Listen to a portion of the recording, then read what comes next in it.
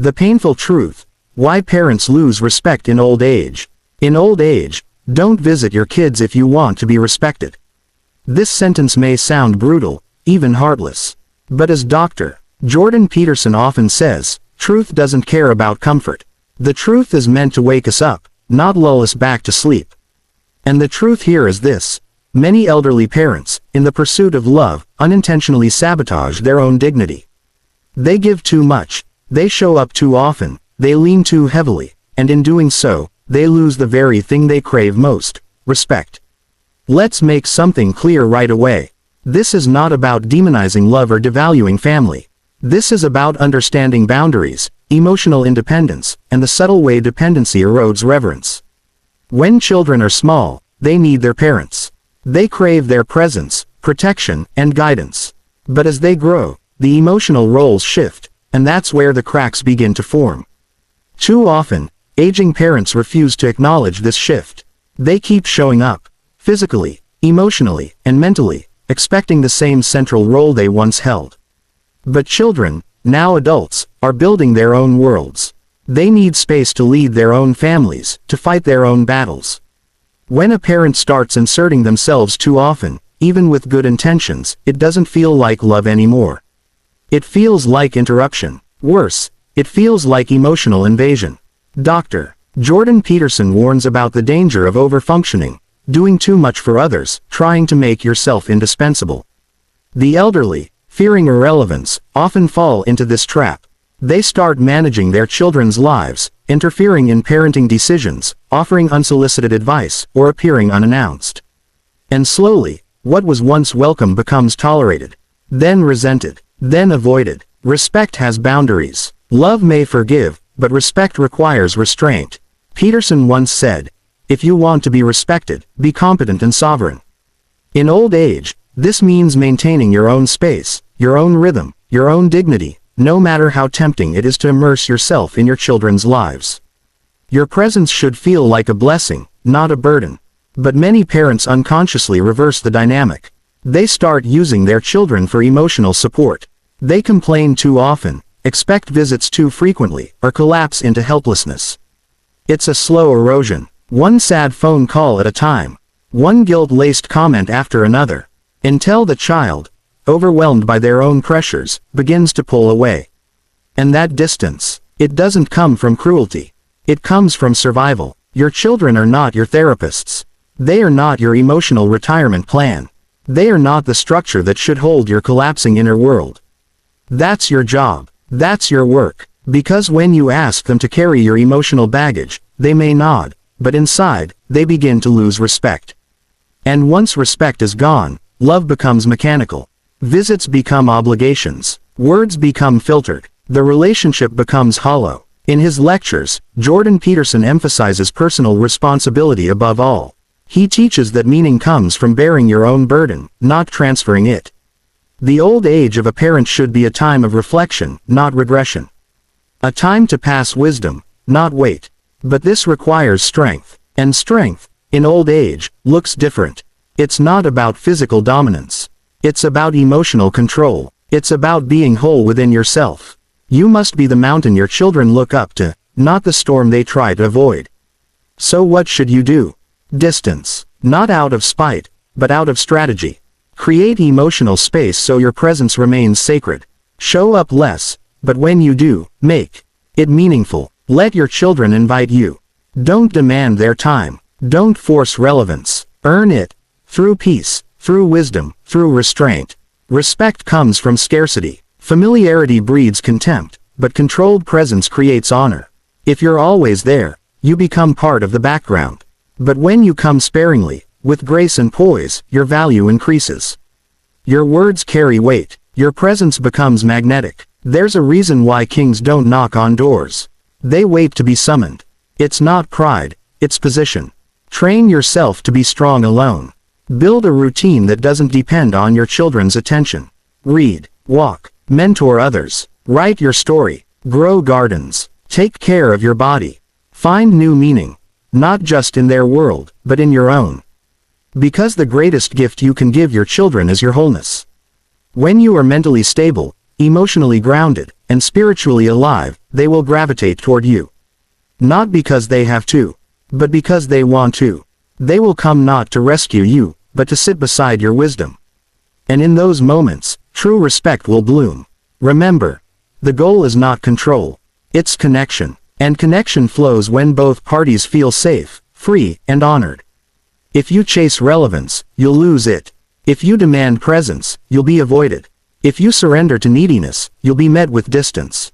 But if you rise, if you hold your center, they will come back.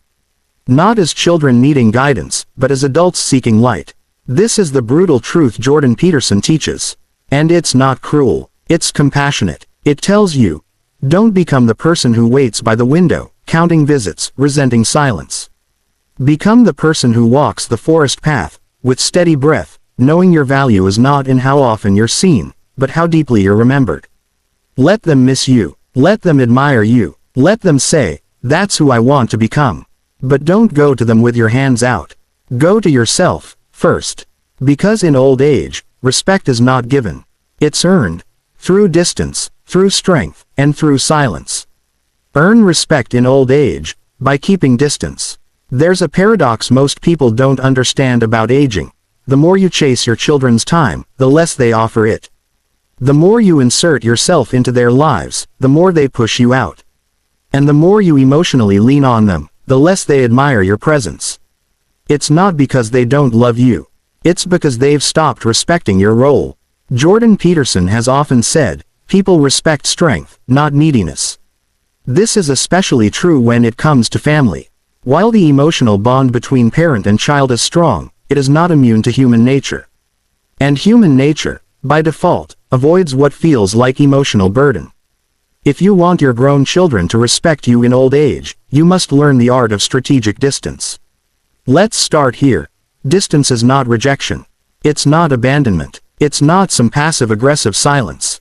It's emotional wisdom. It's understanding that too much closeness, too often, weakens the very thread of admiration. You don't want to become furniture in their lives, always there, always expected, rarely valued. You want to be the force they feel, even in your absence. The person they think of when faced with difficult choices. The example they follow when life gets hard. How do you become that person? Through self-respect. Respect starts with how you carry yourself.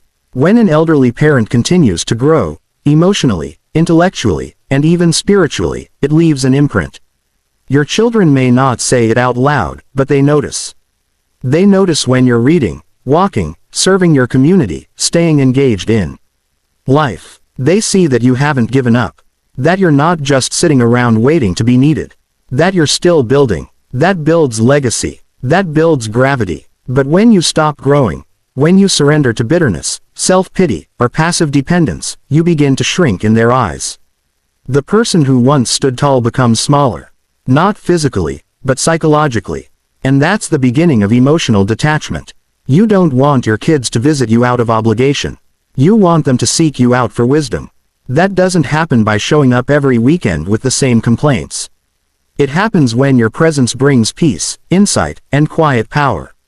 Peterson talks often about the role of the father, and by extension, the parental figure, as someone who represents structure, vision, and discipline. That role doesn't end at 60. It evolves. In old age, it becomes more symbolic than functional. Your job isn't to instruct anymore, it's to inspire. To do that, you must step back. Let them come to you. When you constantly reach out, ask too many questions, or make passive comments like, you never visit, you chip away at your own influence. Your children begin to see you as emotionally fragile, and fragile things are handled carefully, not respectfully. You want to be the rock, the oak tree, the one who doesn't bend every time the wind shifts. Even when they disappoint you, and they will, stay steady. Even when they forget to call, don't collapse into guilt games. Even when they don't visit, don't become sarcastic or bitter. Stand tall in your routine. Let them see you shining without their validation. Because here's the truth. When you become less accessible, you become more attractive. When you speak less, your words carry more weight. When you stop trying to control their lives, they start craving your insight. The best leaders don't shout. They whisper, and the whole room leans in.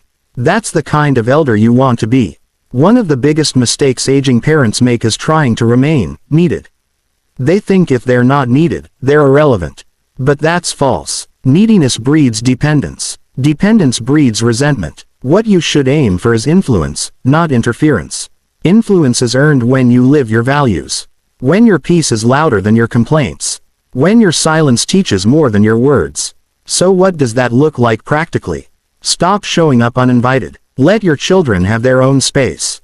Don't overshare your struggles. You're allowed to have problems, but don't make your kids your therapists.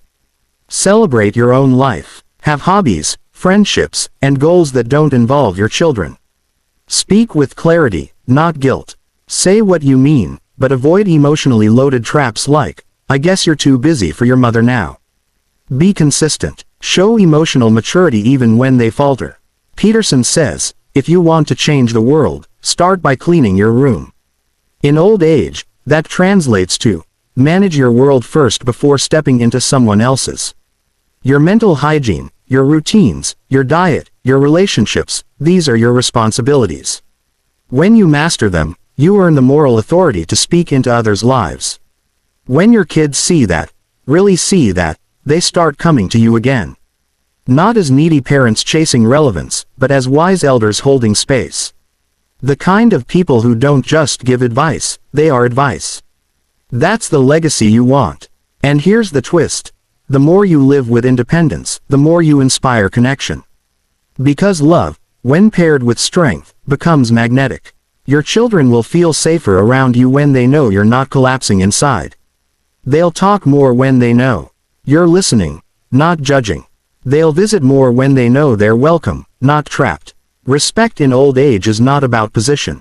It's about posture. So stand tall, speak less, love freely. Let your children come to you not out of guilt, but out of admiration. And when they do, don't overwhelm them. Just smile, sit in peace. Let your stillness say, I am here, not because I need you, but because I love you. That is the heart of what Jordan Peterson would call functional parenthood, in its final stage, not controlling, not collapsing, but completing. Complete your journey with dignity. Complete it with space. Complete it with strength. And your children will follow you, not because they must, but because they truly want to.